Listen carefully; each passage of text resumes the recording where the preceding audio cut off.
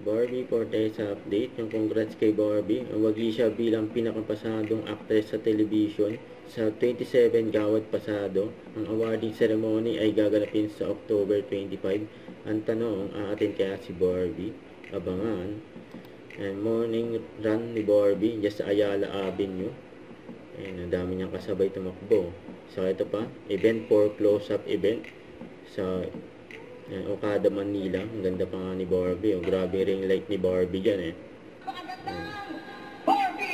Ayan, may tinawag na siya nila Pokwang at Kuya Bong. Yes, Ultra Mega Expo 2025. Ang grabe pa ni Barbie eh. Inuwit na rin. Hoy! Sandali lang lang kayo. So, babae niyo po naalala din yun. Nandito na po ako kaya I'm so happy to be back. Maraming salamat po for having me again. Kamusta po mga ka-Ultra Mega?